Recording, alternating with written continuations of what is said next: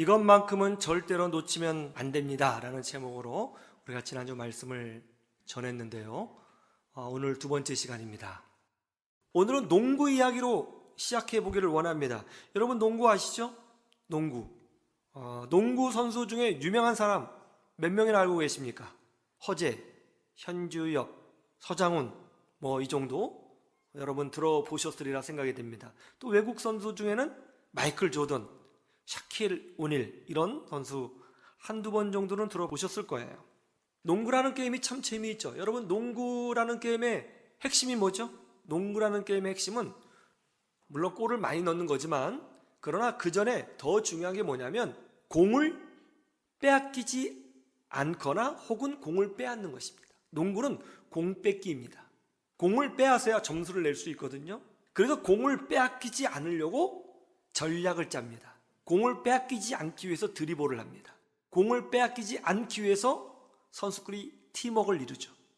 반대편은요, 어떻게 해서든지 공을 빼앗으려고 하는 거죠. 가로채기를 하든 몸싸움을 하든 무슨 방법을 다 써서라도 공을 뺏는 거예요. 그래서 농구에서 중요한 기술 중에 하나가 뭐죠? 리바운드라는 것이죠. 상대편이 슛을 했는데 골이 되지 않고 맞고 튕겨 나와요. 그럼 그거를 가로채는 겁니다. 그게 굉장히 중요한 기술이에요. 결국 농구라는 것은 공 뺏기 싸움인 것이죠.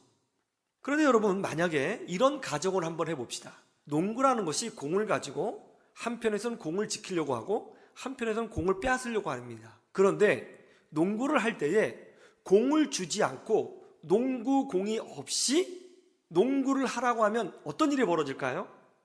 할 수 있는 게 하나도 없죠.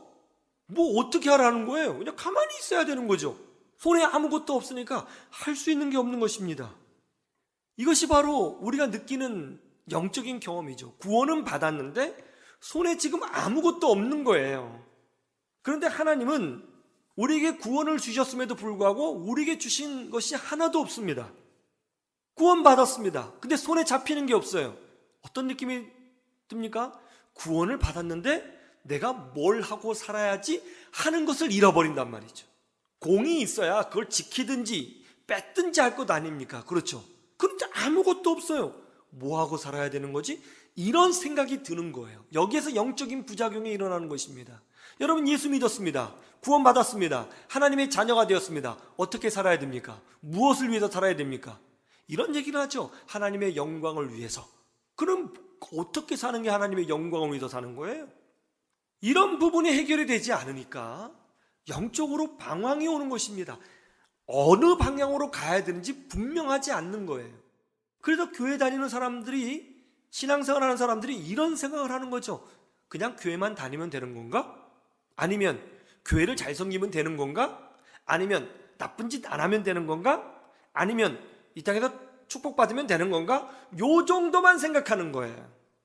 손에 만져지는 것이 없고 공이 없으니까 무엇을 어떻게 해야 되는지 멍해진 겁니다. 교회는 물론 잘 나가죠. 봉사도 하죠. 그런데 내 인생의 목적이 무엇이고 내가 어느 방향으로 가는지 아주 명확하게 감을 잡지 못하고 있다는 거예요. 그래서 영적 방황이 생긴다는 겁니다. 구원을 은혜로 받았습니다. 그러면 구원 이후 우리는 가만히 있으면 되는 걸까요? 어차피 구원이 은혜로 받았으니까 가만히 있으면 될까요? 아니요, 그렇지 않습니다. 이제 구원은 은혜로 받았지만 구원받은 이후에는 전혀 다른 존재로 살아야 되는 것입니다. 다른 존재로 산다. 그것이 뭐죠? 바로 이거예요. 하나님을 경험하는 축복을 누리며 살아야 된다는 것입니다. 이게 오늘 두 번째 주제인 거예요. 하나님을 경험하는 축복. 이것이 구원받고 난 사람이 구원 이후에 누리는 축복인 거예요. 요한복음 5장 14절을 보시죠. 38년 된 병자가 치유를 받았습니다. 그런데 자기를 치유해 주신 분이 누군지 모르는 거죠. 나중에 예수님께서 이 38년 된 병자를 다시 만나서 이렇게 말씀을 해 주십니다. 그것이 뭐죠? 네가 다 나았다. 그러므로 이제 더 심한 것이 생기지 않도록 죄를 범하지 말라. 그렇게 말씀해 주셨어요. 예수님의 말씀의 핵심이 뭐죠? 죄를 범하지 말라입니다. 죄를 범하지 말라. 이것이 무슨 뜻이죠? 나쁜 짓을 하지 말라는 뜻인가요? 착하게 살라는 뜻인가요? 율법을 지키라는 뜻일까요? 여러분, 예수님의 의도가 뭐라고 생각하십니까? 우리 한국 사람들이 생각하는 죄의 개념과 유태인들이 생각하는 죄의 개념이 다릅니다. 우리 한국인들이 생각하는 죄는 뭐죠? 말 그대로 나쁜 행위입니다. 그러나 유대인들이 생각하는 죄는 뭐죠? 히브리인들, 이스라엘 백성이 생각하는 죄는 뭡니까? 그거는 하나님과 관계되어 있는 죄입니다. 우리 한국인들은 하나님과 상관이 없이 나쁜 것은 죄입니다. 그러나 유대인들은 그렇지 않습니다. 하나님과 관련돼서 행해지는 것이 죄입니다. 하나님을 벗어난 것이 죄예요. 그러니까 예수님이 이 38년 된 병자에게 다시는 죄를 짓지 말라 한 것은 뭐냐면 나쁜 짓을 하지 말라 그런 뜻이 아니고 하나님의 기쁨이 되는 삶을 살아라 라는 것을 말씀해 주시는 거예요. 왜 하나님을 기쁘시게 하는 삶을 살라는 것이죠? 하나님을 기쁘시게 하는 삶을 살 때에 그는 하나님을 경험하는 삶을 사는 거예요. 왜냐하면 거룩하신 하나님은 죄가 없는 주의 백성과 동행하시고 온갖 좋은 것으로 채워주시거든요. 예수님이 이 38년 병자에게 말씀하고 있는 거예요. 하나님을 기쁘시게 하라. 단지 나쁜 짓 하지 말아라. 요 정도 레벨이 아니고 적극적으로 하나님을 기쁘시게 하라. 그리고 하나님을 경험하는 삶을 누려라 라고 말씀하시는 겁니다. 창세기 5장 24절을 보시죠. 우리는 보통 성경을 구약 성경, 신약 성경이라고 부르죠. 그렇죠? 그런데 사실은 구약 성경이니 신약 성경이니 하는 호칭은 원래 없었습니다. 이것은 나중에 유럽 사람들이, 유럽 신학자들이 붙인 호칭에 불과합니다. 구약이니 신약이니 이런 단어 자체가 없었어요. 그리고 성경이라는 표현도 없는 말입니다. 이건 인위적으로 만들어낸 겁니다. 바이블. 이 바이블이라는 단어는 파피루스에서 나온 단어이죠. 원래 모음 자음을 공부할 때 P하고 B는 같은 음가거든요. 파피루스에서 바이블이 나온 거죠. 바이블. 그래서 이것도 바이블이라는 표현도 나중에 서양 신학자가 붙인 거예요. 성경이란 말은 우리나라가 만든, 자체적으로 만든 표현에 불과합니다. 구약 성경, 신약 성경 이런 거는 원래 없는 표현이에요. 그러면 유대인들은 구약 성경을 믿지 않습니까? 유대인들은 구약 성경을 뭐라고 부를까요? 성경이라고도 안 하고 바이블이라고도 안 하고 구약이라고 말을 하지 않는다면 유대인들은 구약 성경을 뭐라고 말을 할까요? 유대인들은 구약 성경을 이렇게 부릅니다. 율법과 선지자 이렇게 부릅니다. 그게 구약 성경을 부르는 표현인 거예요. 그래서 신약 성경을 읽다 보면 율법과 선지자의 글에는 혹은 율법과 선지자의 이렇게 표현이 나오죠. 그것은 구약 성경을 지칭하는 표현인 것입니다. 이걸 통해서 우리가 알 수 있는 게 뭐죠? 유대인들은 구약 성경을 두 부분으로 이해하고 있다는 것을 알 수 있어요. 어떻게 해요? 율법서와 선지서로 이해하고 있다. 이렇게 알 수 있는 것이죠.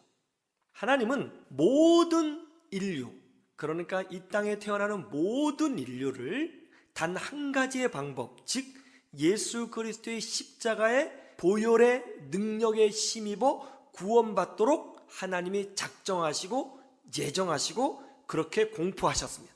그래서 앞으로 태어날 아이들도 마찬가지거니와 이전에 존재했던 모든 인류는 오직 십자가, 예수 그리스도의 십자가를 통해서만이 죄사함을 경험하고 하나님의 자녀가 되는 축복을 누립니다. 십자가를 통해서만이 구원을 받을 수가 있습니다.